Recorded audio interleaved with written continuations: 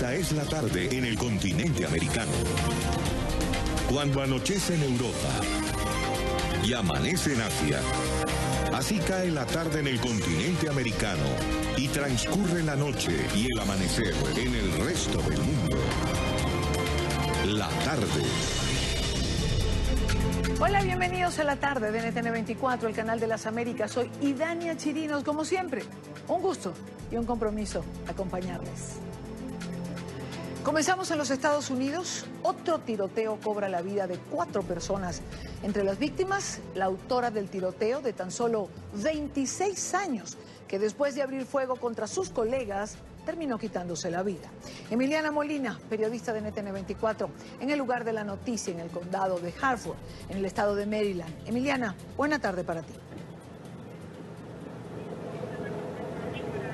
Y Dania, muy buenas tardes para ti también. Precisamente hace minutos las autoridades acaban de identificar a la autora de este tiroteo como Snoocha Mosley, de 26 años de edad y residente del condado de Baltimore.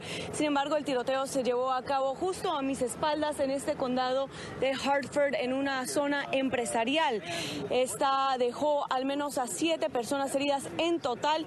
4 personas fallecieron, entre estas la misma autora del tiroteo, que según las autoridades se disparó a sí misma, quitándose la vida. Mosley era una empleada de la empresa de Rite Aid y falleció en el hospital. El arma que utilizó la mujer estaba registrada legalmente bajo su nombre. Lo único que puedo decirles en este momento es que recibimos a 4 personas del incidente de esta mañana. Todos vinieron a nosotros como nivel 2 de trauma, sirviendo a esta parte de Maryland, este hospital. Todos están bajo nuestro cuidado. Esperamos confirmación de que las familias hayan sido notificadas de que están acá y que se les haya notificado su condición antes de darle a ustedes condiciones específicas. Realmente lo que puedo decirles es que tenemos 4 pacientes con heridas de disparo hoy temprano. El tiroteo se llevó a cabo justo en la zona de Rite Aid, en una empresa que es de distribución donde procesan productos y los entregan también. Es por eso que NTN 24 logró hablar con algunos camioneros de la zona que llevaban esperando horas desde la madrugada para intentar ingresar a esta empresa y comenzar con sus labores del día. Sin embargo, no lograron hacerlo hasta al menos hace 2 horas. Pues la verdad da miedo porque nunca se sabe qué esperar de la gente. Y da miedo porque pasó aquí mismo en donde trabajo. Está un poco difícil, ya que yo tuve que esperar aquí 5 horas para poder entrar al trabajo y ahora tenía que salir a las 10 y necesito 10 horas de descanso y me afecta muchísimo. Y pues en casa no he dormido nada, llevo despierto por lo menos más de 30 horas despierto, trabajando fuerte todos los días, eso es lo que hacemos. El gobernador de Maryland, Larry Hogan, calificó este tiroteo de horrible y aseguró que habló con las autoridades locales, brindándoles todos lo que necesitaran a nivel estatal por parte de él y sus funcionarios. Esta es toda la información que tenemos hasta el momento. Estamos en directo. Emiliana Molina y Dania, regreso al Centro Internacional de Noticias. Gracias, Emiliana. Buena tarde para ti. Es lo que hay de información hasta ahora en relación a este tiroteo que nos... iba a decir nos sorprendía, ¿no? Pero ya se producen con tanta frecuencia en los Estados Unidos que lamentablemente, pues, hay quien se acostumbra o se está comenzando a acostumbrar a este tipo de información. 5 minutos en la costa este de los Estados Unidos. Revisamos otras informaciones que trae la agenda informativa de este día. Es noticia uno de los 3 abogados de Joaquín Guzmán Loera, alias El Chapo, que estará limitado para apoyar la defensa del acusado por narcotráfico. La Corte Federal del Distrito Este de Nueva York argumenta que la decisión se sostiene sobre un conflicto de intereses planteado. A pesar de la circunstancia, Guzmán Loera ha decidido avanzar con su actual grupo de defensores. Saludamos a Alejandro Rincón, quien tiene más información. Alejandro, buena tarde.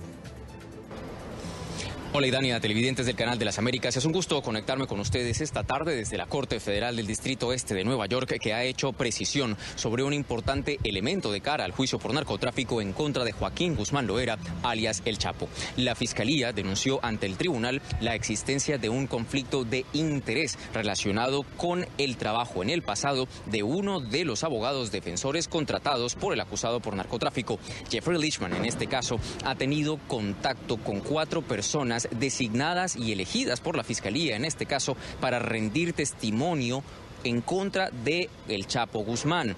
Es justo esta relación y esta información que el abogado pudo obtener de los testigos en el pasado la que genera el conflicto, y por esa razón se convino una cita ante la Corte Federal del Distrito Este de forma tal que se adelantaran los procedimientos requeridos por la justicia en estas circunstancias. En efecto, o más bien en particular, que El Chapo dijera ante la Corte, 1, si entiende el conflicto de interés, y 2, si renuncia a pedir en el futuro cualquier reclamo a la justicia por algún problema en todo su proceso judicial. El abogado implicado en esta circunstancia en particular entregó las siguientes declaraciones sobre el conflicto de interés. Puedo interrogar a unos cuantos testigos, creo que son 3. Y hay muchos testigos en el caso, y eso está bien. Posiblemente los habría interrogado de todas formas. Hay muchos testigos para manejar y tendremos que manejar esto.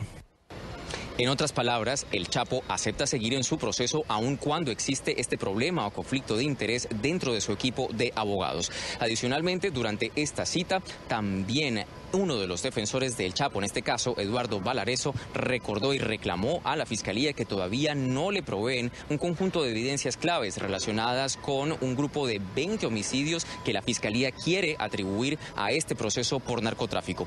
Dijo lo siguiente Eduardo Valarezo sobre este particular a NTN 24. La Fiscalía quiere presentar en el juicio pruebas de más de 20 homicidios y no nos han entregado nada más que el nombre de las personas y una fecha.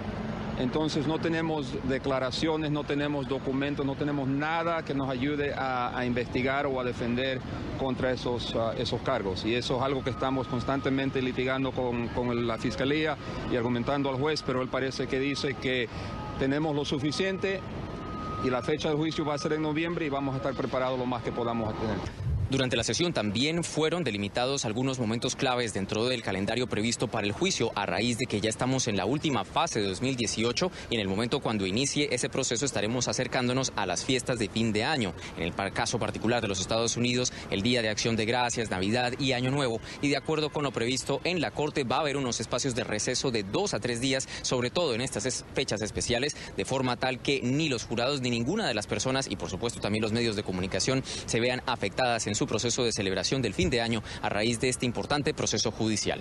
La próxima cita prevista en corte, 10 de octubre. Todo lo que tenemos para ustedes por ahora. Continúen con más en la tarde. Noticia el informe titulado Esto no es vida, presentado por la ONG Amnistía Internacional en Buenos Aires. El documento revela los niveles altísimos de impunidad y el uso excesivo de la fuerza por parte de las autoridades afines al régimen de Nicolás Maduro. De acuerdo a la ONG, Venezuela registra una de las peores situaciones de violencia para un país sin guerra. Quiero saludar a Federico Juanto, quien tiene más información. Federico. Hola, ¿qué tal amigos de NTN 24? Y el informe que ha presentado aquí en Amnistía Internacional se llama Esto no es vida, seguridad ciudadana y derecho a la vida en Venezuela, donde refleja la situación inhumana que se está viviendo en Venezuela y la situación que están viviendo también los venezolanos, aquellos que tienen que dejar su país y van buscando distintos lugares, no solamente en Latinoamérica, sino también en Europa, para poder encontrar un refugio, escapar de esta dictadura de Nicolás Maduro. Nosotros estamos con Esteban Beltrán, quien es director de Amnistía Internacional en España, quien ha sido uno de los que ha sido el artífice también de este informe, por cierto, crudo, de la realidad que está mostrando lamentablemente lo que está sucediendo en Venezuela. ¿Qué nos puede decir en comparación a lo que están viviendo cada uno de los venezolanos para que tengamos conciencia realmente de lo que sucede en aquel país? Bueno, lo que es importante en este informe es que lo focaliza en los hombres jóvenes en zonas pobres del país. Los hombres jóvenes de hasta 29 años están sufriendo una política de criminalización y de ejecuciones extrajudiciales por parte de la Fuerza de Seguridad venezolana, que hace que la mayoría de los homicidios, por ejemplo, de los 21.000 o 22.000 homicidios que hubo en el año 2016, últimas cifras oficiales, fueran de estos hombres jóvenes. Estos hombres jóvenes, el Estado los considera a todos delincuentes, por lo tanto utiliza una lógica militar basada en la destrucción del enemigo y a partir de ahí una política de gatillo fácil que hace que se cometan, según cifras del propio Ministerio Público venezolano, del 2015 a junio del 2017, más de 8.000 ejecuciones extrajudiciales, ¿no? Estaban hablando ustedes también de la cifra de la cantidad de muertes. ¿Nos puede decir las edades y la cantidad de muertes que se han registrado ya en Venezuela? Bueno, las cifras oficiales, como usted sabe, son difíciles de conseguir. La última cifra que hay es del año 2016, que se refiere a unos 21.000 homicidios, que según las estadísticas, según como se marcan las estadísticas, son 89 homicidios, según ciertas ONGs locales, de cada 100.000 habitantes, y según el gobierno, 62 homicidios por cada 100.000. En cualquier caso, tan grave, porque si comparamos con el resto de América Latina, hay 16 homicidios, por ejemplo, en relación con 100.000 habitantes, y si comparamos con el mundo, son 6 homicidios por cada 100.000 habitantes. Es decir, la población venezolana, y especialmente los jóvenes pobres en zonas deprimidas, están sufriendo una crisis de derechos humanos brutal. Ustedes en el informe nombraban a Siria y lo comparaban a Venezuela con Siria. Lo que estamos diciendo es que el número de Siria, El Salvador y Venezuela son los 3 países en el ranking de homicidios, el mayor número de homicidios del mundo. Pensemos en Siria, que es un país que ha estado en conflicto 7 años. Pensemos en El Salvador, con toda una cuestión de violencia que endémica que lleva años, y Venezuela está ahí. Es decir, estamos hablando de un nivel muy alto de homicidios en relación con el resto del mundo. ¿Qué pueden hacer los países en esta situación de urgencia que está teniendo Venezuela? Bueno, lo primero es que redoblen la vigilancia y la atención sobre Venezuela. La comunidad internacional debe ser más vigilante de lo que está ocurriendo en Venezuela. Ahora mismo tenemos una reunión importante de todos los derechos humanos de Naciones Unidas, donde hay 43 gobiernos. Estamos presentando este informe también en Naciones Unidas en Ginebra para que realmente haya una vigilancia importante. Esa vigilancia debe ser una vigilancia para ayudar a la población venezolana con alimentos, medicamentos en la situación en que está, pero también, por ejemplo, seguir la pauta que tiene la Unión Europea de no enviar armas cortas a Venezuela, y hay un embargo porque esas armas cortas muchas veces se utilizan contra la población. ¿Siente que hay un apoyo por parte de los países tanto de Latinoamérica como también de Europa ante la situación de Venezuela? Es que hay un creciente preocupación, yo creo, de la comunidad internacional. Nosotros que lo vemos viendo desde hace tiempo. O sea, pensemos en la triple violación de derechos humanos que existen en Venezuela, ¿no? Por un lado está toda la parte de motivación política, con las detenciones arbitrarias, con los encarcelamientos de opositores, con algunos casos de presos de conciencia. Pensemos también en todo lo que tiene que ver con la crisis alimentaria, un país que nunca tuvo una crisis alimentaria, está decidiendo una crisis alimentaria de medicamentos que hace que la población realmente esté en situación muy vulnerable. Uno de los casos que documenta Amnistía de ejecuciones extrajudiciales de una persona que estaba en una cola esperando a recibir medicamentos cuando es ejecutado extrajudicialmente por la policía. Y hay un tercer elemento. Ese tercer elemento es la violencia armada. Una violencia armada en un país que es endémica, que es brutal, que hace que nadie esté a salvo, como dice el informe. Entonces, los 3 elementos hacen que salgan del país en los últimos años 2.300.000 personas. O sea, estamos hablando de una cifra enorme. Entonces, yo creo que la comunidad internacional no es que vea con más vigilancia a Venezuela, es que no hay remedio porque la situación, no hay más remedio que lo vea así, porque la situación cada vez es más desesperada para la gente allá. Para que tomen conciencia también los países en el momento de colaborar y ayudar. Sabemos que en Latinoamérica hay muchos países que están atravesando también una crisis económica, pero sin embargo eso no impide el recibimiento de inmigrantes venezolanos. No, porque una buena parte de la gente que huye de Venezuela puede ser motivos económicos, pero una parte son personas solicitantes de asilo, personas refugiadas. De hecho, el propio sistema de Naciones Unidas está diciendo que se trate como grupo a todas estas personas, porque es imposible individualizar cada uno de los casos y se les conceda apoyo, ¿no? Alrededor de más de 2 millones de venezolanos han emigrado de su país, y tan solo en la Argentina, un dato importante, alrededor de 77.000 venezolanos ya están radicados aquí en la Argentina, una cifra que se ha multiplicado en estos últimos años. Desde Buenos Aires, esta es toda la información. Continuamos con ustedes en el programa La Tarde. Gracias, Federico. Gracias por la entrevista, por ampliar la información en relación a este informe que ha presentado Amnistía Internacional el día de hoy. Son las 6:16 precisamente allí, en Buenos Aires. Continuamos con otros temas en la agenda.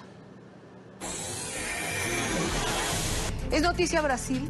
cuando faltan tan solo 17 días para las elecciones presidenciales. El candidato Jair Bolsonaro, de la derecha, gana terreno frente a sus contrincantes, según una encuesta publicada por Datafolha el día de hoy.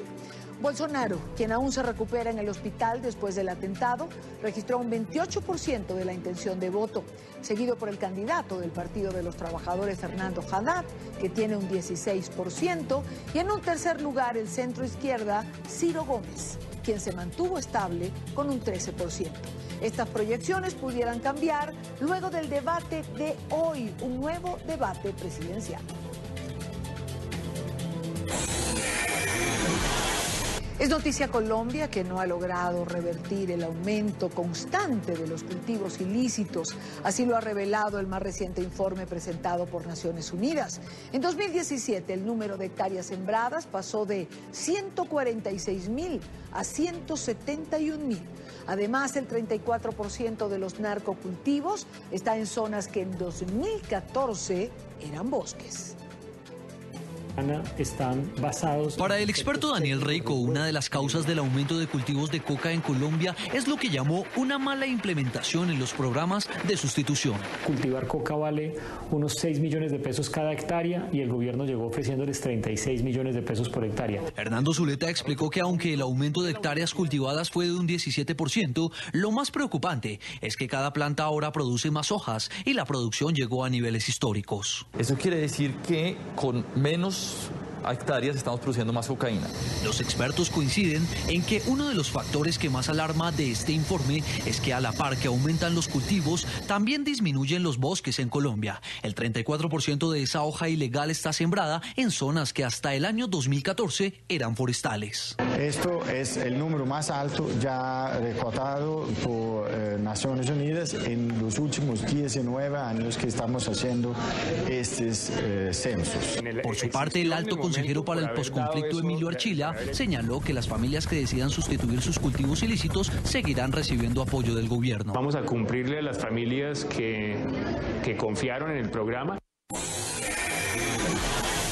Es noticia en Nicaragua, el régimen de Ortega no ha permitido el ingreso del equipo de trabajo de la Comisión Interamericana de los Derechos Humanos a las cárceles del país.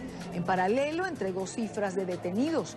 204 personas habrían sido apresadas desde que comenzaron las protestas antigubernamentales el pasado 18 de abril. Sin embargo, defensores de derechos humanos contradicen esta cifra y sostienen que los arrestados superan ya las 500 personas. En NTN 24, Joel Hernández, relator de la CIDH, manifestó preocupación por la poca colaboración recibida por parte de las autoridades, razón por la que el día de hoy abandonó el país. No he tenido ninguna respuesta en ningún sentido. No ha habido respuesta a nuestras solicitudes. Y lo cual lamento mucho porque no puedo realizar mi trabajo, no puedo llevar a cabo mi evaluación si no tengo esa información de primera mano. Hernández tuvo la posibilidad de reunirse con familiares de los detenidos y conocer sobre las condiciones de prisión. Hemos tenido ayer y hoy reuniones con los familiares de las personas que están privadas de la libertad. Hemos tenido también reuniones con organizaciones de la sociedad civil y con los abogados que están llevando a cabo la defensa de las personas privadas de la libertad. En estas reuniones hemos recabado el testimonio de la situación en la que se encuentran, diría yo en tres partes. Una, las condiciones en las cuales se llevaron a cabo la detención, luego las condiciones en las cuales se están llevando a cabo los juicios y por último las condiciones mismas de internación en los centros penitenciarios.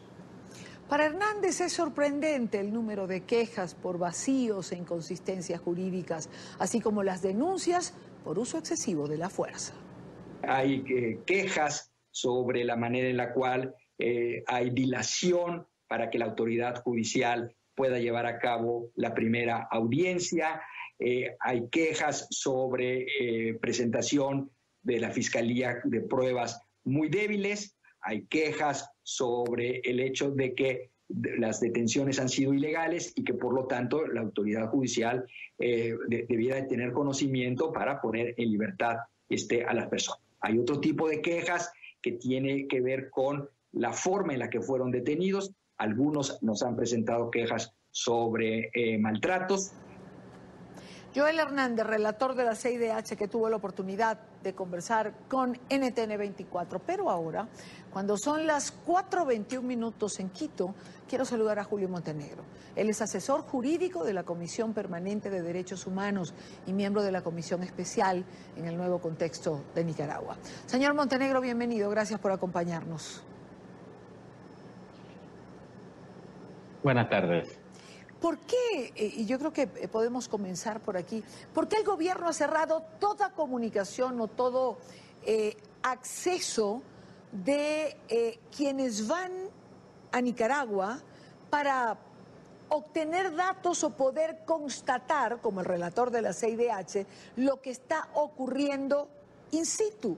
Es decir, ¿no le convendría mostrarse quizás más colaborador?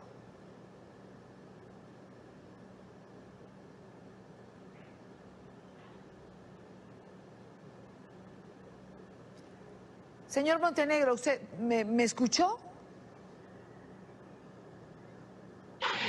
Hay algunas dificultades en cuanto a la comunicación y estaba entrecortado. Okay. Pero no sé si tenía que ver un poco con la situación de la... ¿Sí? No, ahora soy yo la que no entendió lo que está diciendo el señor Montenegro. Le repito la pregunta, a ver si en esta oportunidad tenemos más suerte. ¿Por qué el gobierno está negando toda comunicación con quien viene a informarse o a constatar la situación de los derechos humanos?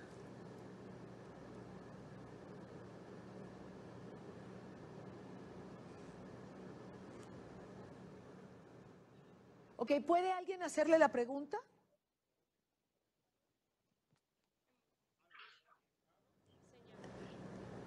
Vamos a ver si es factible que tengamos una mejor comunicación. ¿Alguien puede hablar con el señor Montenegro? Quizás a nuestro equipo. A ver si es factible que nos escuche. Nos costó mucho, ¿no? A tener la entrevista. Hay que preguntarle al señor Montenegro por qué el gobierno... Ahora sí le escucho, sí. Perfecto. ¿Por qué el gobierno niega la posibilidad a quien acude o quien llega a Nicaragua para constatar la situación de los derechos humanos? ¿Por qué niega todo acceso a la información? Sí, de hecho, pues yo pudiera manifestarles a ustedes que hay una restricción por parte del Estado, incluso los organismos que trabajamos a nivel interno de Nicaragua, tienen que ver varios organismos, la Comisión Permanente de Derechos Humanos es una de ellas, y hasta el momento, tanto en el Chipote, que es el centro de detención de la policía, ya ampliamente conocido, donde han estado la mayoría de los presos políticos en el sistema penitenciario, pues ha habido una restricción a ese acceso.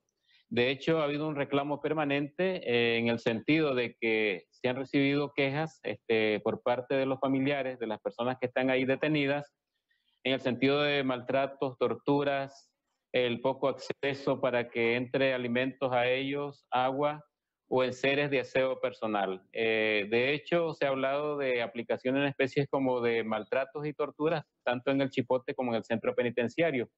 Nosotros podemos deducir de esto que quizás el motivo de esa situación, de ese impedimento, sea esta misma situación, ¿no?, de maltrato que están pasando, en este caso, pues, las personas que están siendo objeto de estos procesos, que nosotros consideramos que son procesos políticos.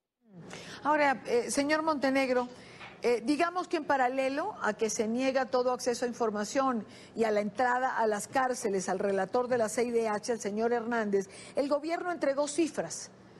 Dice que hay 204 personas detenidas desde que comenzaron las manifestaciones en abril. ¿Están ustedes de acuerdo con esto? De hecho, nosotros tenemos aproximadamente un conteo de un poco más de 600 personas que están detenidos por este tipo de procesos políticos. Y de ellos, aproximadamente hay 310 personas que están siendo objeto de procesos directos ya en los juzgados nicaragüenses. De esto, la Comisión Permanente de Derechos Humanos lleva aproximadamente en la actualidad 135 casos y aproximadamente unos 15 a 20 que están en procesos de confirmación para efectos de asistencia jurídica a las personas que están siendo objeto de acusaciones por delitos de terrorismo, entorpecimiento de servicios públicos, uso de armas restringidas, entre otros tipos de delitos comunes que están tratando de adecuarse a supuestas conductas típicas, que en este caso, bueno, más bien han sido algún tipo de manifestaciones, de tranques en algunas carreteras y de algún servicio que haya prestado algún médico a las personas que resultaron heridos en los tranques. Nosotros estimamos que efectivamente esas cifras que están siendo dadas por el gobierno pues no son reales de acuerdo a los reportes que nosotros tenemos. ¿Se le ha permitido a las madres, señor Montenegro, ver a sus hijos detenidos? Durante mucho tiempo esta ha sido una queja y prácticamente una súplica.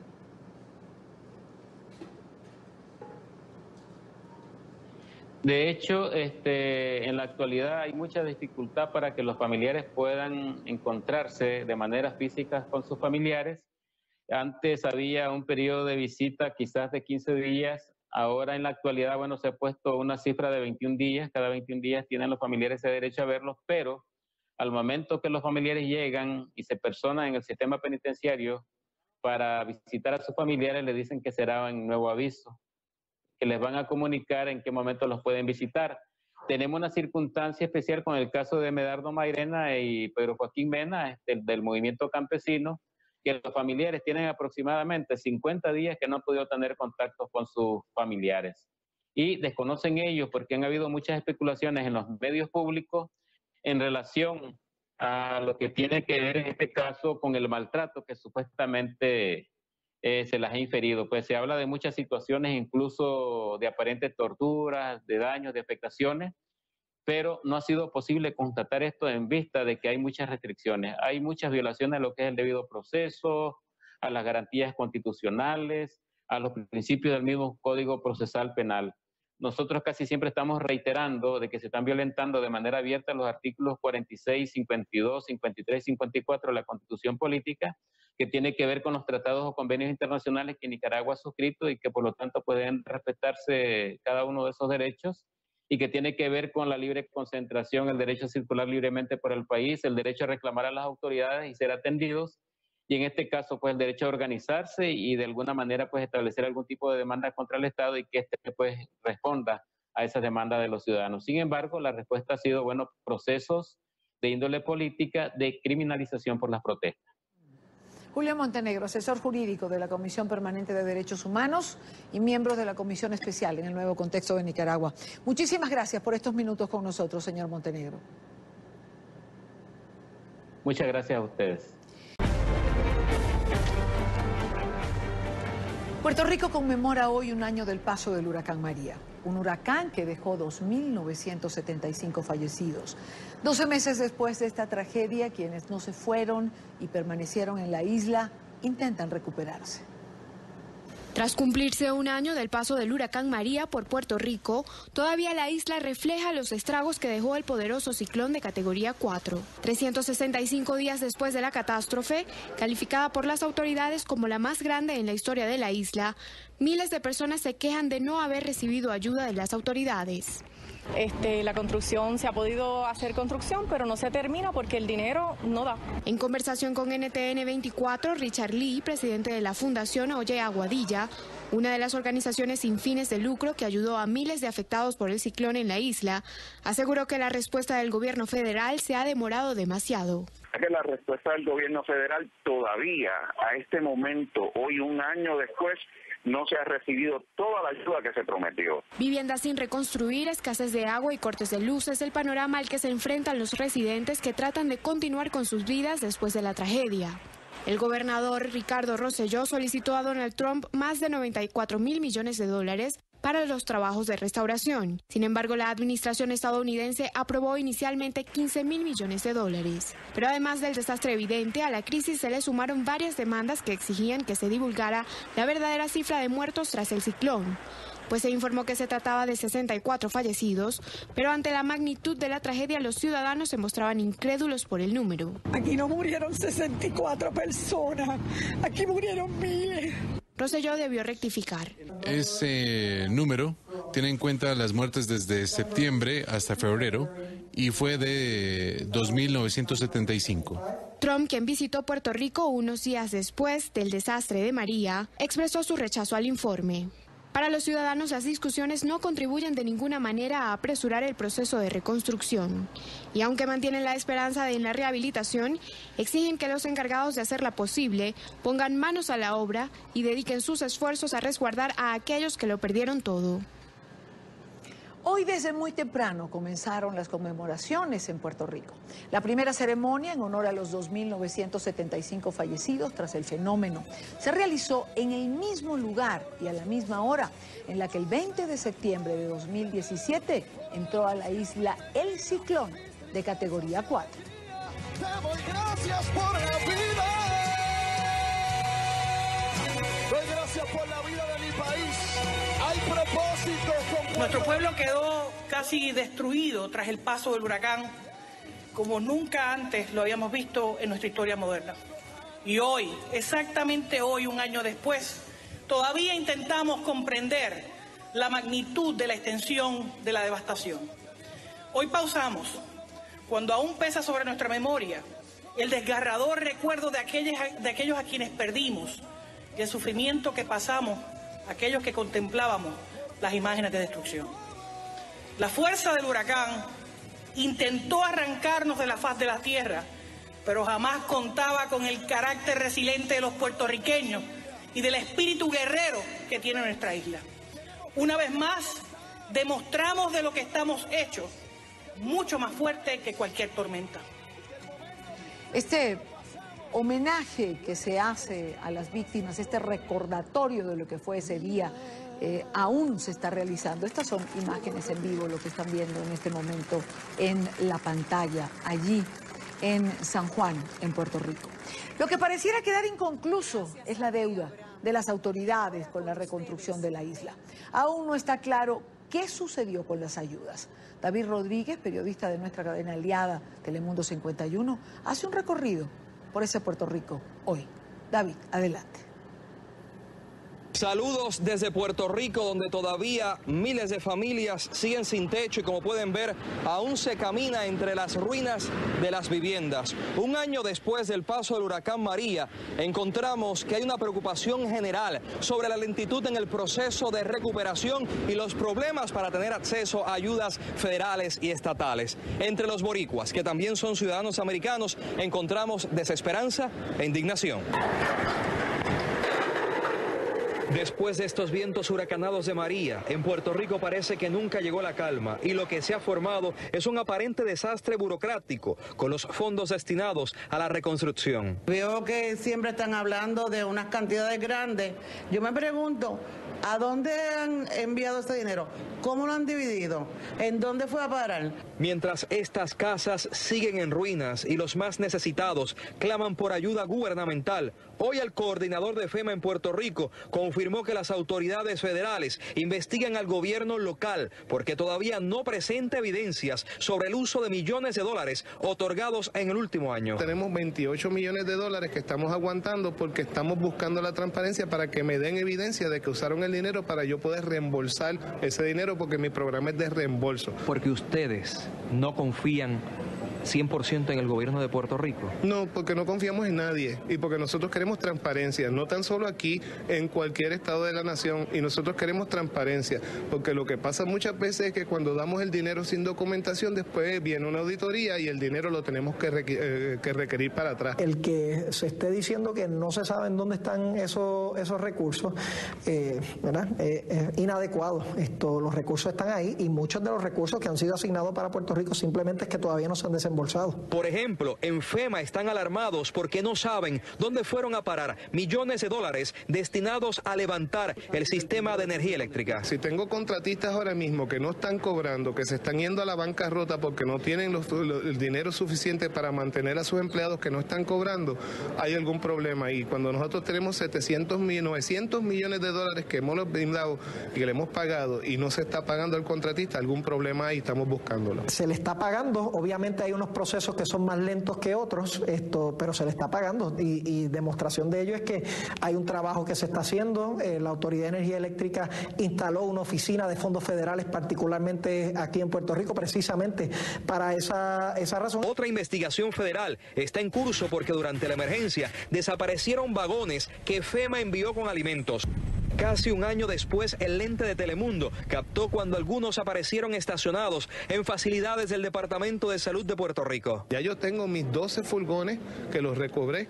Ahora hay una investigación del inspector general cómo fue que esos furgones pasaron y les quitaron los transponders, a ver quién fue la persona que movió los transponders y movió los furgones. Otro escándalo a un año del ciclón es que FEMA asegura que el gobierno de Puerto Rico fue incapaz de distribuir a tiempo 12 millones de botellas de agua que también aparecieron almacenadas la semana pasada en la pista de un aeropuerto. El viernes pasado yo empecé a trabajar con un proceso para descartar esa agua y disponer de esa agua apropiadamente con un proceso federal, luego de que el gobierno de Puerto Rico la compró y le dijimos en mayo que estábamos rotándola, que estaba fresca el agua y se la dimos y tomaron posesión de ella y no la movieron.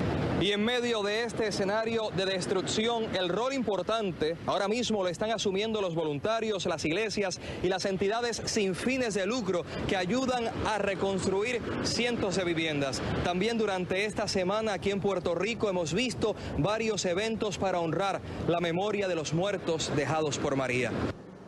Gracias, David, gracias por tu información, por la amplia información que enfoca este tema. ¿Qué pasó allí realmente? ¿Por qué no se distribuyó la ayuda? ¿Qué pasó con los recursos? ¿Qué le ha faltado al gobierno de la isla para ser eficiente? Quiero saludar en esta parte del programa a José Enrique Meléndez, él es representante estatal por el Partido Nuevo Progresista. Señor Meléndez, bienvenido, buena tarde para usted. Buenas tardes a usted y a todos los televidentes, es un placer estar con ustedes. Señor Meléndez, ¿qué pasó? ¿Qué hay detrás de todas estas críticas? Es decir, retomo la pregunta que dejaba en el aire antes de presentarlo. ¿Qué pasó o qué le faltó al gobierno de la isla para ser eficiente? ¿Por qué tantas críticas en relación a los recursos? Mira, estamos hablando de que hay que entender el contexto, ¿verdad? No estamos hablando de una crisis menor. El evento que dejó el huracán María en Puerto Rico es catalogado como el evento atmosférico, la mayor catástrofe atmosférica más grande, ¿verdad?, de los Estados Unidos. O sea, esto no es cuestión de que en Puerto Rico, esta es la historia no solamente de Puerto Rico, sino en todos los Estados Unidos. ¿Y por qué hago esa distinción? Esa distinción es importante hacerla porque ningún plan de emergencia, ningún protocolo de emergencia en ningún estado de los Estados Unidos, ni obviamente en ninguna agencia del gobierno federal, ni tampoco aquí en el gobierno territorio de Puerto Rico, estaba preparado para la catástrofe de la magnitud que provocó el huracán María. Eso es importante poner en contexto, porque a eso hay que añadirle que el gobierno federal tardó demasiado en atender los reclamos en Puerto Rico, la ayuda. Perdieron de perspectiva de que Puerto Rico, lejos de estar en el continente, como cualquiera de los 48 estados contiguos, es una isla en el Caribe. Por lo tanto, dependemos para mantener el comercio abierto y la economía funcionando de los puertos que estén abiertos, porque es importantísimo que estén abiertos los puertos, que de hecho estuvieron cerrados luego del huracán María sobre 2 semanas. Los aeropuertos también estaban cerrados, por lo tanto no había forma de entrar ni de salir de Puerto Rico, a menos que fueran en vuelos militares. Pero hago ese contexto porque la ayuda que empezó a llegar, que trajo el gobierno de los Estados Unidos, particularmente los furgones, fue a FEMA. FEMA es la agencia federal de manejo de emergencia, quien se le pierden 12 vagones, no es al gobierno de Puerto Rico. Eso apareció en facilidades del gobierno de Puerto Rico, pero nadie se explica hasta este momento, por eso es importante y necesario investigar este asunto hasta sus últimas consecuencias, porque de momento desaparecen 12 vagones llenos de material, ¿verdad? Y material de emergencia para hacerlo a la gente, y no se pudo distribuir, pero nunca llegó a manos del gobierno de Puerto Rico. Y también, miren qué interesante, FEMA acaba de admitir, ¿verdad?, la Administración Federal de Manejo de Emergencia, que ellos pusieron en enero del año, de este año, del 2018, en enero, pusieron un montón de botellas de agua, estamos hablando de millones de botellas de agua en una pista en el aeropuerto militar de Ceiba, en Puerto Rico, en la parte este de la isla. Ya tuvieron básicamente un año. Allí el agua evidentemente se dañó y ya cuando ellos entendían que el agua estaba dañada, pues mira, la pasaron al gobierno de Puerto Rico. Cuando el gobierno de Puerto Rico comienza a distribuirla, pues claro, que sabía mal el agua porque estaba dañada, pero cuando nos enteramos, esa agua estaba en una pista hacía muchísimo tiempo, por lo tanto se ve dañada. Aquí el problema es que FEMA no tiene la capacidad, no solamente en Puerto Rico, sino en ninguno de los Estados Unidos para manejar una catástrofe de la magnitud de lo que ocurrió en Puerto Rico. Claro, pero si yo lo oigo, señor Meléndez, puedo pensar, por lo que usted señala y explica, que faltó coordinación igual entre FEMA y las autoridades de Puerto Rico. ¿Por qué tan difícil en una circunstancia como esta coordinar para que finalmente los esfuerzos de ambos lados tengan el resultado que se busca? Porque hubo un cambio en la filosofía de FEMA, ¿verdad? Y esto es importante atenderlo.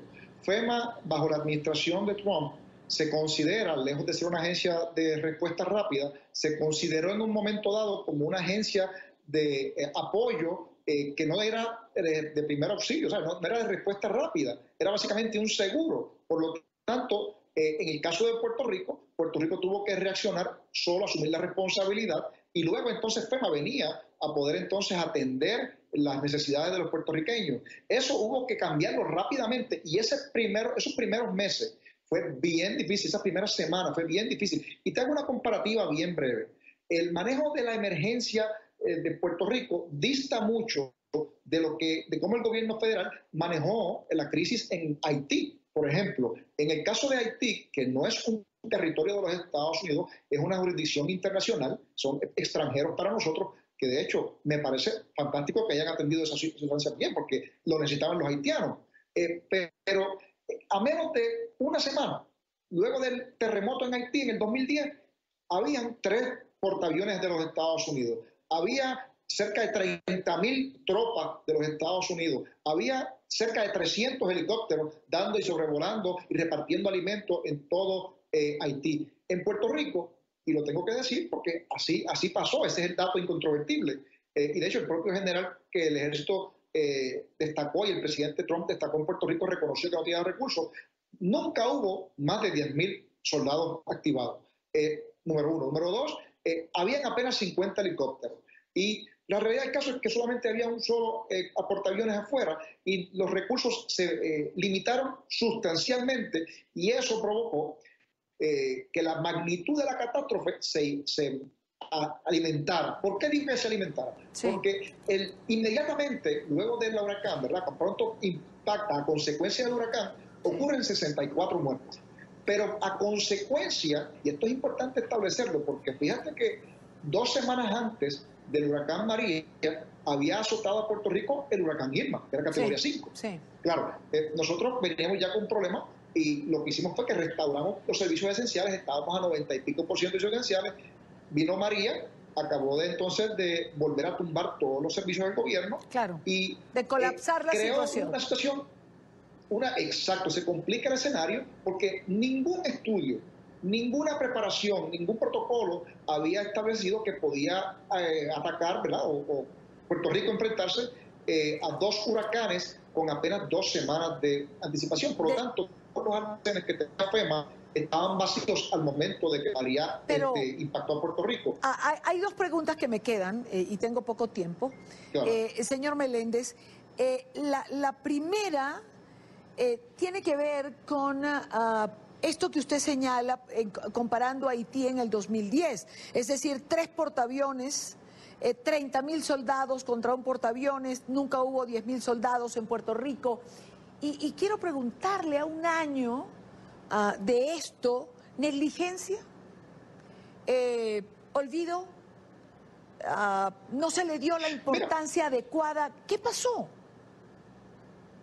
Mira, eso es una gran pregunta, ¿verdad? Yo creo que FEMA, ¿verdad? Yo no quiero adjudicarle toda la responsabilidad al presidente, porque ciertamente el presidente, aunque dirige FEMA, Pues mira, la realidad del caso es que los recursos de FEMA no se movieron con la velocidad necesaria y no llegó aquí los recursos. La respuesta, y esto es para resumirlo de la manera más sencilla, la respuesta federal al huracán María fue un desastre, pero, y aquí hay que hacer la diferencia, en el periodo de recuperación post-huracán, ¿verdad? Luego de que se normalizara la cosa y entendieran, ¿verdad?, por la presión de los medios, tanto nacionales como internacionales, de que había una crisis en Puerto Rico, el gobierno federal comenzó a moverse. Y fíjate si es interesante que por primera vez el Congreso de los Estados Unidos se mueve a mayor velocidad que el Ejecutivo de los Estados Unidos. Me explico. El Congreso de los Estados Unidos, durante el proceso de recuperación, ha asignado casi $50,000 millones para reconstruir a Puerto Rico. Sin embargo, eso suena una cifra astronómica, porque ciertamente lo es. Lo que sucede es que ese dinero que está asignado no ha sido recibido por Puerto Rico porque hay tanta burocracia dentro del gobierno federal que no permite que la ayuda llegue directamente a la gente rápido. Y eso provocó, ¿verdad?, ese problema de tanto tiempo sin electricidad y le costó la vida a por lo menos 2.975 personas. Claro, y usted tocó este punto. Le pido una respuesta breve porque ya me tengo que ir, pero usted mencionó los 64 muertos que deja el huracán y esta polémica que se arma por las casi 3.000 muertes que arrojan los estudios que se encargaron a las universidades. ¿Por qué la diferencia? Bueno, porque el impacto inmediato del huracán, por ejemplo, personas que murieron porque se ahogaron, personas que murieron porque le cayó un árbol encima, el techo de su casa se le cayó, o tuvieron algún accidente directamente relacionado al huracán, se certificaron en 64. Ahora bien, los muertos, las personas, ¿verdad?, que fallecieron de manera indirecta, ya sea porque estaban conectados a un ventilador en su residencia, no había luz, el ventilador se apaga, pues la persona fallece. No pudieron darse una diálisis, no pudieron acceder a sus medicamentos. La insulina se le dañó porque no tenían refrigeración, ¿verdad?, porque había un problema severo. Obviamente también hubo infecciones. Estamos hablando de un montón de muertes que fueron causadas no directamente por el huracán, pero que se le tienen que adjudicar al huracán porque son muertes indirectas y eso los lleva a casi 3.000 casos. Que es la cifra una que tragedia se maneja. Una tragedia de proporciones muy altas. Así es, así es. Señor Meléndez, muchísimas gracias por estar en NTN 24. Buena tarde para usted. Muy buenas tardes a usted. Representante estatal por el Partido Nuevo Progresista. Son las 5:55 minutos en la costa este de los Estados Unidos. Artistas nacidos también en Puerto Rico recordaron esta tragedia, recordaron esta fecha. Ricky Martin, por ejemplo, dijo que aunque los puertorriqueños son fuertes, hay muchas cosas que pueden hacerse.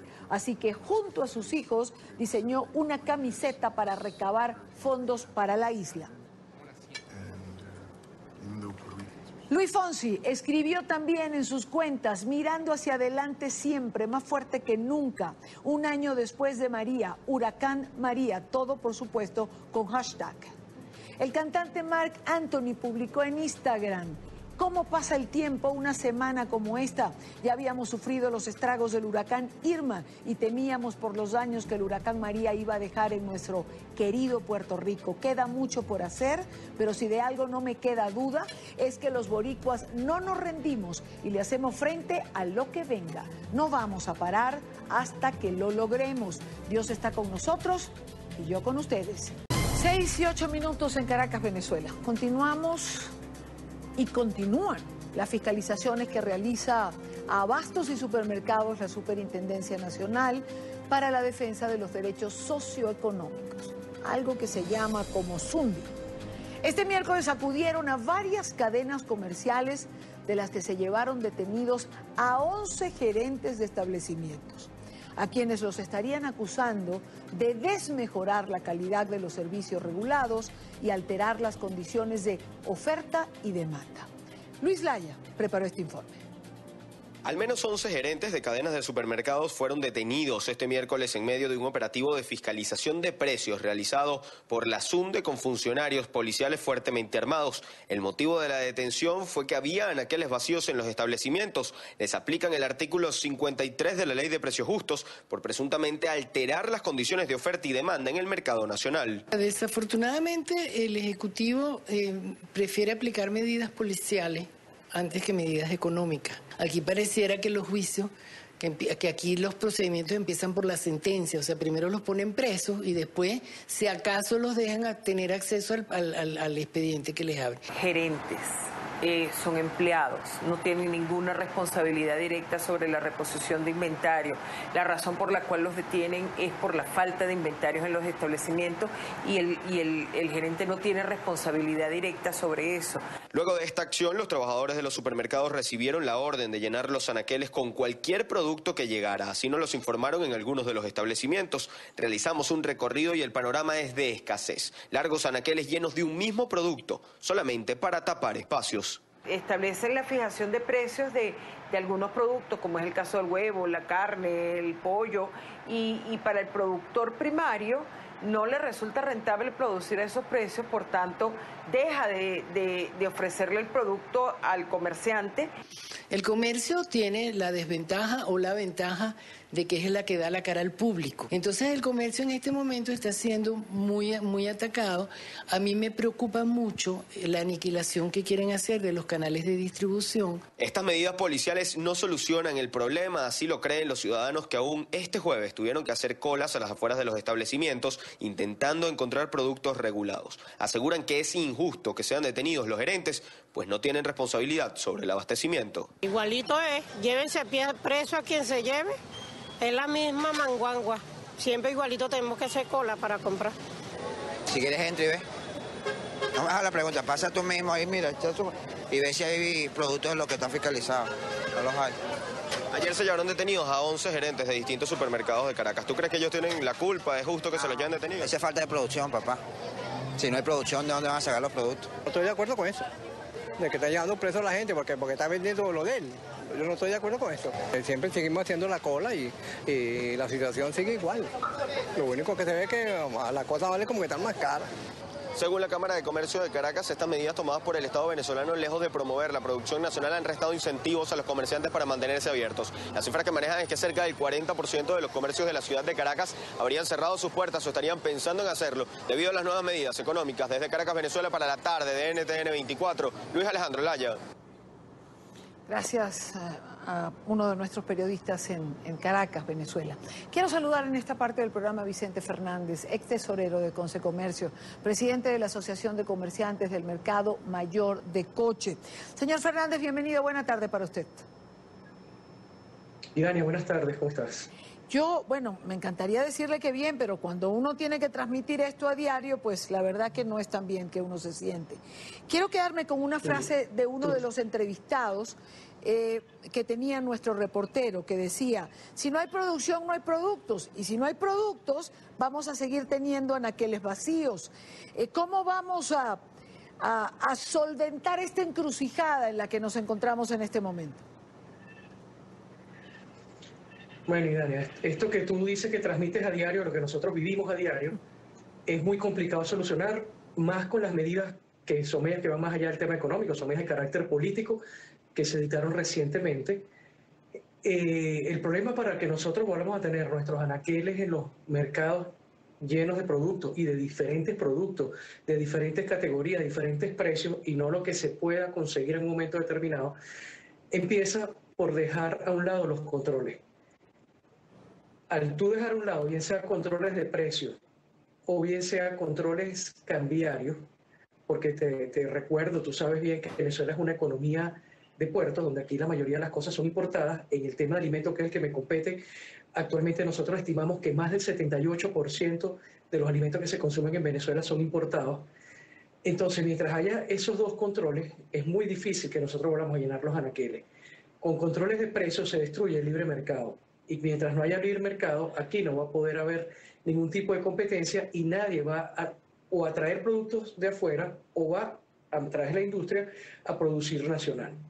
Bueno, en lo que ha sido exitoso el gobierno en Venezuela es en ir aumentando la escasez, porque con cada nuevas medidas económicas que se anuncian, el resultado ha ido empeorando.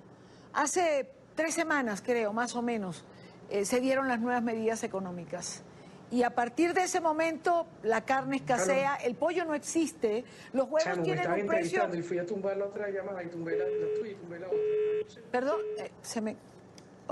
se cayó la llamada con el señor Vicente Fernández. Vamos a intentar retomarla, pero la realidad es una sola. Las nuevas medidas económicas lo que han traído es absoluta escasez para los venezolanos. Y cuando usted consigue un producto, el producto tiene precios que son inalcanzables. Nada es más costoso que aquello que no hay.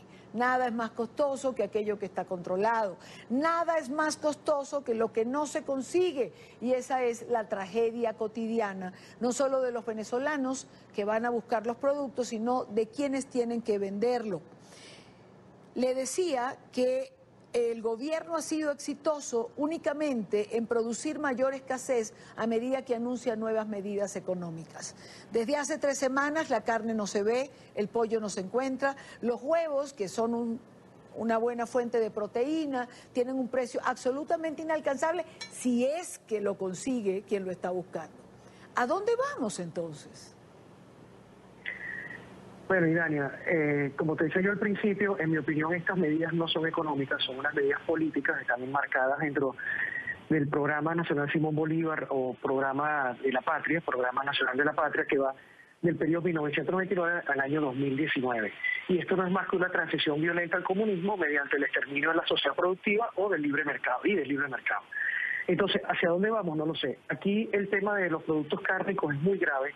Aquí desde mediados del mes de agosto, o sea, ya tenemos más de un mes que en Venezuela desapareció la carne, desapareció el pollo, lo poquito que se fue consumiendo era lo que quedaba en reservas de los comerciantes, pero ya no se consigue. Y entonces estamos viendo, por ejemplo, en el caso del mercado que yo represento, que el día de ayer comenzó a llegar carne a través del gobierno, no a través de las redes privadas de distribución, comenzó a llegar carne, pero con el compromiso de que se le vende única y exclusivamente al detalle, al público.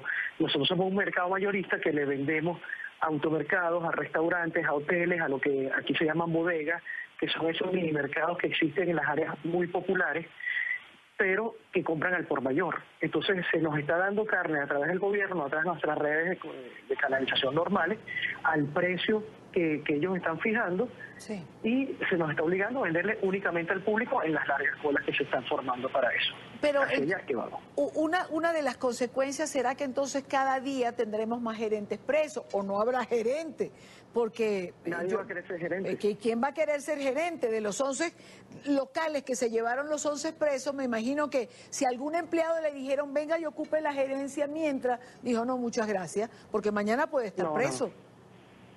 Y por hechos que no son responsables a él. Claro. Sí. Porque el gerente de una tienda simplemente está gerenciando, pero él no es el que fija el precio del producto. En las grandes cadenas de supermercados los productos están estandarizados, no es que en un automercado de esa cadena es más barato que en otro por decisión del gerente. Esos son precios que vienen fijados en base al precio de compra y a lo que son los costos de cada cadena. Evidentemente que es así, es una situación complicada, pero pareciera cada día complicarse más, y el plan de la patria pues impone el comunismo, pero creo que impone el hambre a nivel general, claro, excepto en el Palacio de Miraflores, donde si no se come adentro, se come cuando se sale de viaje. Señor Fernández, gracias por estar con nosotros. Gracias, Idania. Lamentamos esta situación que estamos pasando. Cada día hay más quiebre de empresas en Venezuela. En cualquier economía sana del mundo, la empresa privada es la que genera más riqueza, la empresa privada es la que paga más impuestos.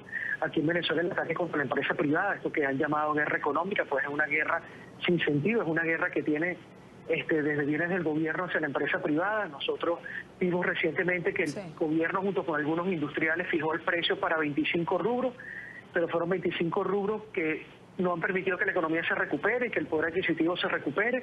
Nosotros seguimos viendo cada vez menos y menos acceso a los productos, bien sean cárnicos, hortofrutícolas, lo que sea. Cada vez aquí hay menos comida y ves más gente comiendo basura en la calle. Así es, lamentablemente. Gracias, señor Fernández. Buena tarde para usted. Hasta luego, buenas tardes. Cuando son las 6:19 en Venezuela, desaparece la carne, desaparece el pollo, desaparecen todo lo que sea productos alimenticios, pero también han desaparecido las estadísticas que finalmente terminan apoyando las políticas públicas de salud. Quiero saludar en esta parte del programa al doctor Julio Castro. Él es infectólogo, es venezolano, trabaja en el Instituto de Medicina Tropical de la Universidad Central de Venezuela. Doctor, gracias por acompañarnos. Gracias, Diana. En Venezuela creo que el hashtag más importante en este momento es no hay. No hay luz, no hay agua, no hay comida, no hay estadística, no hay medicina. Pero en el caso de la salud, la desaparición de una data que sustenta o sustente las políticas públicas que tendrían que aplicarse, ¿cuándo comenzó? Hay varios tipos de información que no se comparten. La más importante, que es lo que se llama el boletín epidemiológico, en Colombia y en buenas partes de los países de América Latina existe la misma figura porque es un mandato del Reglamento Sanitario Internacional. Hay una definición de aproximadamente 24 enfermedades que tú tienes que notificar semanalmente. Desde 2016, esa información no se hace pública. En años anteriores había sido intermitente. ¿Qué significaba eso? Que publicaban 3 meses, pasaban 5 meses que no publicaban, y un poco por presión de organizaciones internacionales, más del mundo académico dentro de Venezuela, al final del año se publicaban el acumulado completo, pero ya esa información perdía vigencia, porque una información de marzo en diciembre no tiene mucho sentido.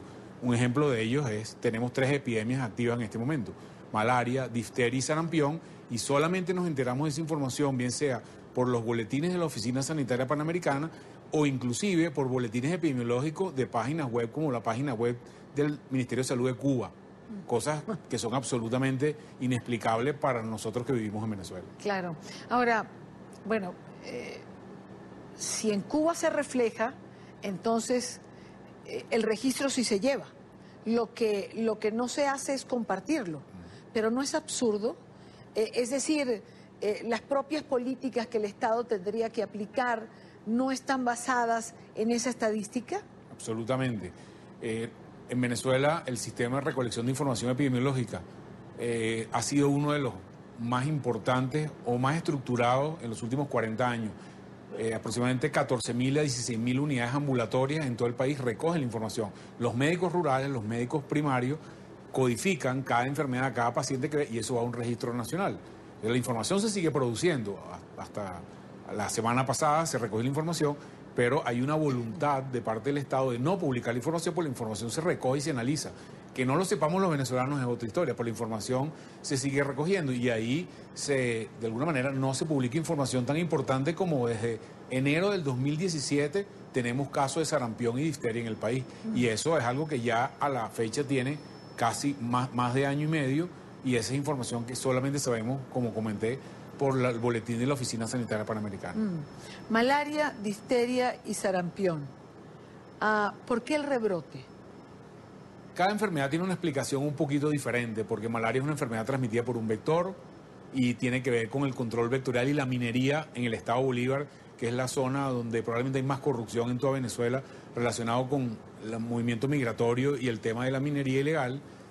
Difteria y sarampión son 2 enfermedades que son 100% controlables por vacuna, y lo único que has debido hacer es vacunar. Cuando tú ves las edades de los pacientes de la epidemia, encuentras que hay pacientes de un número importante entre 10 y 14 años. ¿Qué significa eso? Que dejaste de vacunar hace 10 años.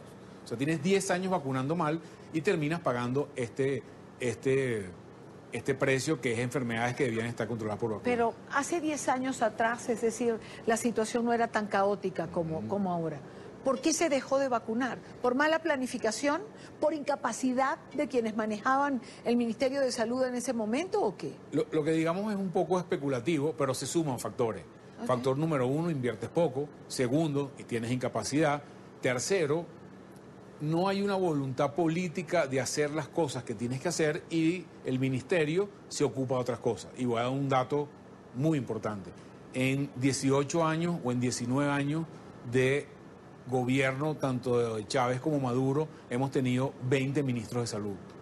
Alguien en América Latina puede entender que un ministro que dura 8 meses es muy poco lo que puede hacer y no hay continuidad de las políticas.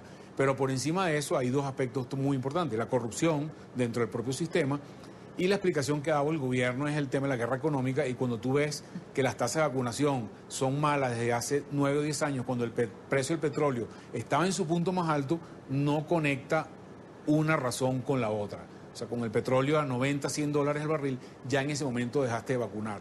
Algo no está pasando algo común está pasando y es falta de coordinación del sistema de salud, falta de voluntad política y falta de estrategias útiles en cosas básicas como vacunar y atender niños o madres embarazadas. Hablemos de los hospitales, la infraestructura hospitalaria en el país. Lo que uno ve a diario y la información que recibimos de nuestros corresponsales son protestas en cualquier hospital de la Gran Caracas, no me quiero imaginar además el interior.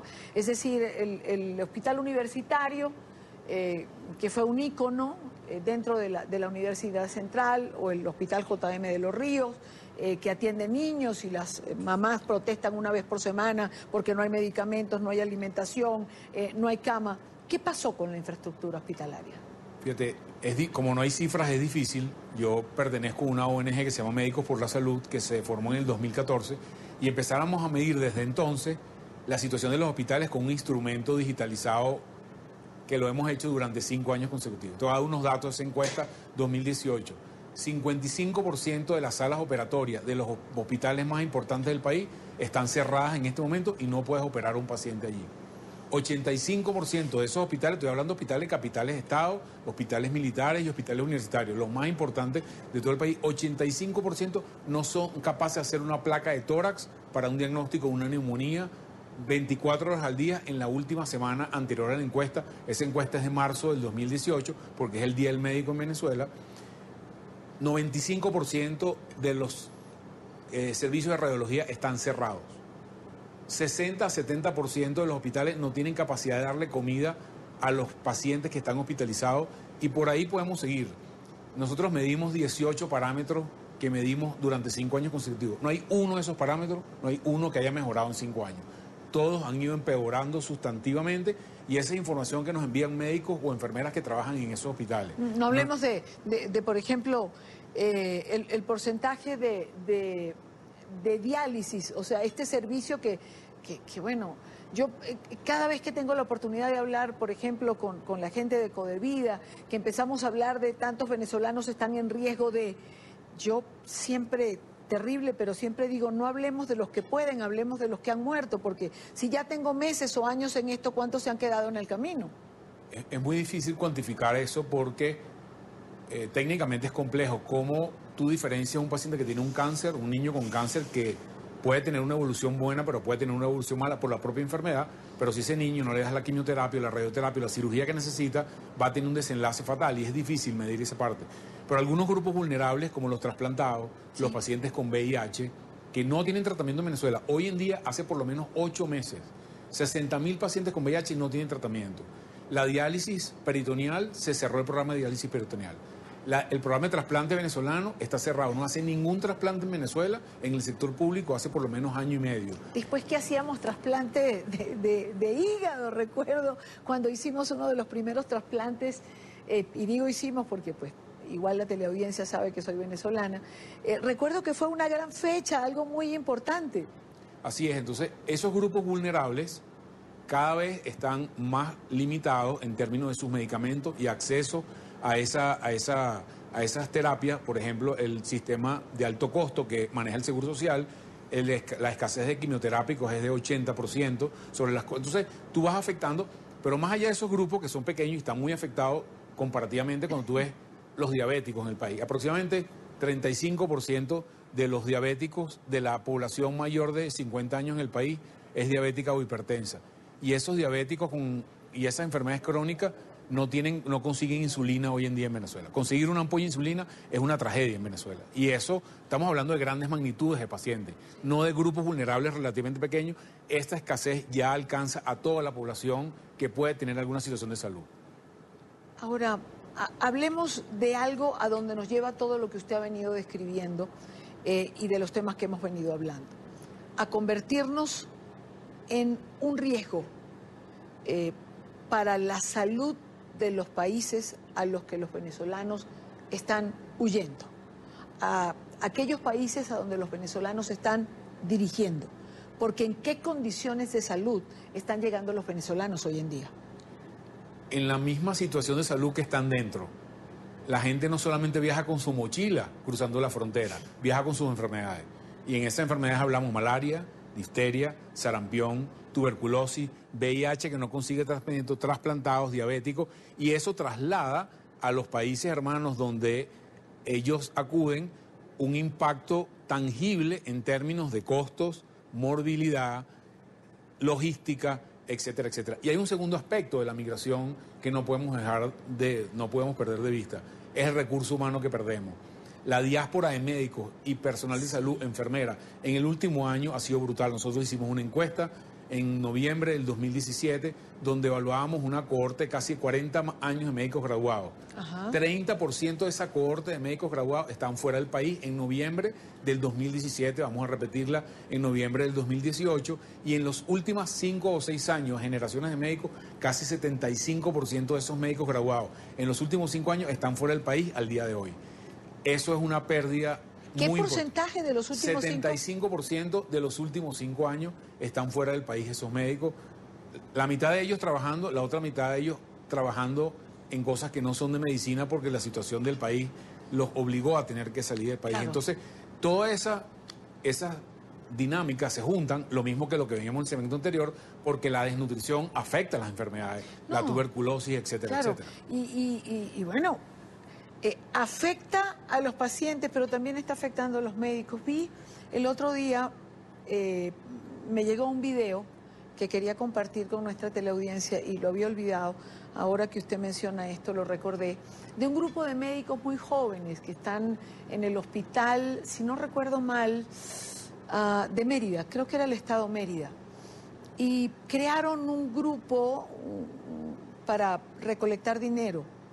Y ellos decían, lo recuerdo perfectamente porque me conmovió muchísimo, ellos decían, por $1 que usted done, 3 médicos pueden alimentarse. ¿Y por qué queremos que los médicos se alimenten? Porque así no nos tenemos que ir y podemos seguir atendiendo a los pacientes que lleguen.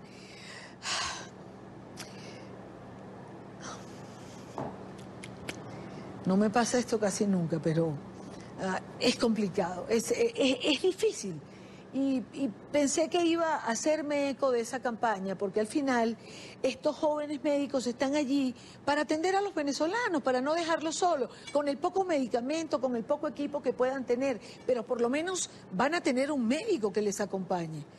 Así como afecta la desnutrición a los pacientes, por eso decía, también está afectando a los médicos. Absolutamente, Daniel. Soy profesor de la universidad y nuestros residentes, que son los médicos en formación, repentinamente nos dicen, doctor, me tengo que ir a mi casa porque vive en un pueblo o una ciudad que no es las grandes capitales, que es donde se hacen los posgrados, porque aquí no me da el ingreso ni siquiera para comprar la comida, mucho menos comprar libros o trasladarse en el país. Sí. Y este año perdimos alrededor de un 40% de la masa de estudiantes de posgrado en los centros universitarios del país, y eso es una tragedia que vivimos a diario. Eso, mientras más al interior te vas, peor es la situación. Claro, claro, me imagino. Por eso, este hospital estaba en los Andes. No, estoy casi segura que era el estado Mérida, pero puede ser el estado Táchira. No recuerdo con exactitud, pero pensé que una buena manera de ayudar, porque al final hay mucha gente en el exterior que cuando presentamos estos casos se comunican con nosotros y quieren ayudar de alguna manera. Es una trágica situación, es trágica en general. Pero digamos, estos porcentajes, anoté cada cifra que usted me ha dado en la tarde, son cifras muy, muy duras, ¿no? Que nos dejan un panorama absolutamente desolador. Así es, Idania. Los que estamos en Venezuela hacemos un esfuerzo importante junto a organizaciones hermanas como organizaciones no gubernamentales, como tú nombraste, Provea, Codevida, Acción Solidaria, Cruz Roja Internacional, ABESOC. Hay muchas iniciativas que reciben ayuda de gobiernos extranjeros, agencias multilaterales, para evitar que la situación siga deteriorándose en el día a día. Pero en estos días nos preguntábamos, siempre me preguntan, ¿cuál de los aspectos es peor? Todos son malos. Ayudamos al que tenemos más cerca, claro, al que tenemos a mano, y esa es la estrategia que venimos a tratar de convencer a nuestros pares que están en otros países cómo podemos ayudar a esos venezolanos que están dentro y a los que están moviéndose fuera de la frontera para que no sigan muriendo venezolanos por la crisis y logremos detener esto de alguna manera. Creo que al final es una idea muy importante. Mientras las condiciones no cambien en Venezuela, sí, y es un elemento central, la situación parece que fuera en peor porque el gobierno no da ninguna señal de que va a cambiar su tónica en relación al sector salud. Claro. Doctor Castro, le agradezco muchísimo que haya estado con nosotros aquí en la tarde. Gracias a ti, Dani. Un abrazo. Son las 6:34 en la costa este de los Estados Unidos.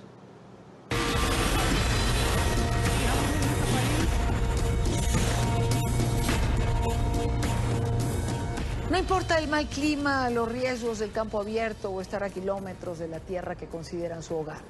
Los migrantes venezolanos siguen buscando en las carreteras de la región una oportunidad para huir hacia un lugar donde mejorar su vida, la de su familia. Si acaban de oír la entrevista con el doctor Castro, pues pueden entender perfectamente lo que está ocurriendo. Esta de hoy es la historia de José, un venezolano que recorre en su silla de ruedas las vías de Colombia, buscando los medicamentos y la comida que no encuentra en su país. Según él, por culpa de las fallidas políticas de Nicolás Maduro. Parece que eso fuese luces, cámara, acción. Esa es la versión del madurismo, pero otra, la realidad de José Agustín. Él no está posando para ninguna producción, es protagonista de su propia vida, una para la que busca un mejor futuro fuera de su país.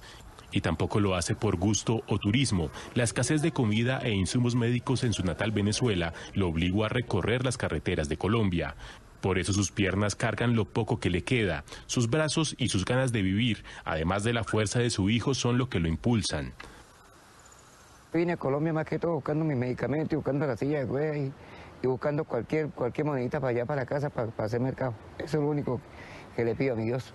José perdió la movilidad en sus piernas hace 13 años producto de un accidente vial y su condición de discapacidad no le permitió volver al trabajo. Años después, contrajo una infección en su sistema digestivo. Los médicos que lo trataron le hicieron un procedimiento que le dejó una herida abierta en el abdomen. Pero en su país ya no se encuentran los medicamentos ni las gasas para cubrir la lesión, esa misma que ahora lo obliga a detenerse de vez en vez al lado de la carretera para de forma improvisada cambiar el vendaje.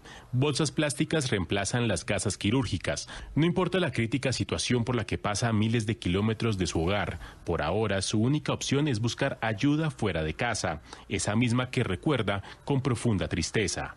Sueño con que Venezuela salga adelante, hermano, porque hay pobreza y hambre.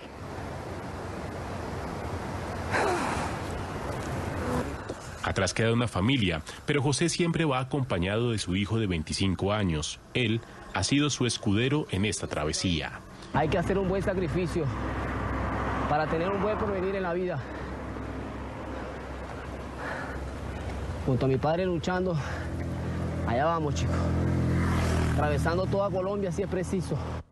Como José, son cientos los venezolanos que pese a toda adversidad están recorriendo las carreteras de Sudamérica buscando algo tan básico como sentirse de nuevo seguros y con una esperanza que les fue negada en su propio hogar.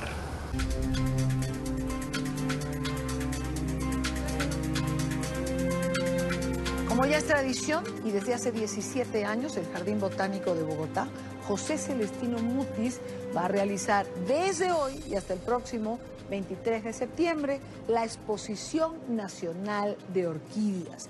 Pero no voy a seguir hablando yo de esto, sino que quiero darle la bienvenida a nuestro invitado, Giancarlo Chiappe Ferroni. Él es subdirector educativo y cultural precisamente del Jardín Botánico. Señor Chiappe, bienvenido, gracias por estar aquí. Muchas gracias por la invitación. Cuéntenos de esta exposición. ¿Qué vamos a encontrar? ¿Cuántas especies va a poder ver quien sea amante de las orquídeas y tenga la oportunidad de ir a esta exposición? Bueno, la exposición de orquídeas del Jardín Botánico es la exposición más grande que hacemos a lo largo del año. En esta ocasión vamos a tener aproximadamente 3.000 individuos. No son 3.000 especies, son menos, pero son 3.000 individuos, lo cual es una muestra bastante grande. Sí, señor. Colombia, entiendo, es el país con mayor diversidad de orquídeas. Reconozco, esto lo acabo de aprender, no lo sabía. ¿Cuántas clases hay en Colombia? Tenemos contabilizadas aproximadamente 4.270 especies que están agrupadas en algo así como 294 géneros de orquídeas. Sí. 4.270. ¿Cuántas de ellas, ya nos dijo que hay 3.000 individuos, pero cuántas de estas especies podemos ver en la exposición? Bueno, el número preciso se me escapa en ese momento, pero es un número muy alto. Pueden encontrar una diversidad muy grande. Pero sí tiene uno que me mencionaba antes de ir al aire y me parece importante conversar de ello, es que usted, si va a esta exposición que va a estarse realizando en el Jardín Botánico, va a poder ver algunas orquídeas que están bajo amenaza. ¿Cuántas en Colombia están en esta circunstancia y cuántas vamos a poder ver de ellas? Bueno, vamos a ver varias de ellas. El número preciso, te ruego me disculpes, no lo tengo tampoco exactamente, pero de hecho la exposición está dedicada a una orquídea en particular que se llama la Schlimi. En este momento se me olvidó la primera parte del nombre científico, que se llama también zapatilla, y es una de estas orquídeas que precisamente está en amenaza. La amenaza consiste en que muchas de ellas en sus hábitats naturales están siendo desplazadas por explotación, porque mucha gente para la venta las retira de sus espacios, y también pues claramente por temas como la deforestación, la minería ilegal, que está amenazando los hábitats naturales de estas especies. En estas exposiciones, en paralelo a que usted puede disfrutar de las orquídeas, si le gustan, si es amante de ellas, a mí me encantan, usted también tiene la oportunidad de aprender sobre las orquídeas. ¿Van a haber conferencias, va a haber una parte científica más allá del mero gusto de ir a disfrutar de la planta? Sí, señora. Entonces, la exposición consiste en lo siguiente. Tenemos una serie de stands en donde orquideólogos, coleccionistas de todo el país, junto con la ABO, que es la Asociación Bogotana de Orquideología, que agremia a muchos de estos coleccionistas, van a venir de todo el país a exhibir las mejores plantas, algunas de ellas premiadas por jurados internacionales incluso, y esa va a ser la parte de exhibición, donde hay 3.000 individuos, como le comentaba antes. Lo otro que va a haber son conferencias, cursos y otro tipo de ofertas educativas y culturales para que las familias tengan actividades tanto para los niños como para los adultos. Para aquellos que son pues, botánicos ya un poco más especializados, vamos a tener charlas de expertos de la subdirección científica del jardín, pero también otros invitados nacionales que son expertos en el tema, que van a hablar de los cuidados, cómo propagar esta especie, y es una formación un poquitico más académica. Pero aparte de esto, como decía, los niños van a tener actividades, los adultos, va a haber música, vamos a tener oferta cultural, digamos. Además de que los jardines botánicos en las ciudades son esos espacios que algunas ciudades suelen preservar bastante bien y que nos alejan de todo ese ruido que tienen las grandes capitales, y esto también ocurre en Bogotá. Así que si usted tiene en su plan este fin de semana pasar por la capital de Colombia, disfrute en el Jardín Botánico de esta exposición de orquídeas que está allí para que usted simplemente pueda acudir y pasar un momento diferente. Señor Uchape, gracias por habernos acompañado. Bueno, a ustedes mil gracias. Llegamos al final de la tarde de hoy. Gracias por habernos acompañado. Recuerde seguir nuestras cuentas en Twitter con información en tiempo real. Se las dejo en pantalla. Nuestras entrevistas a quienes me han preguntado por las entrevistas del doctor Castro que estaba con nosotros en nuestra página web ntn24.com. Les espero como siempre en la tarde para compartir, debatir, analizar la agenda informativa del día. Buena tarde para todos.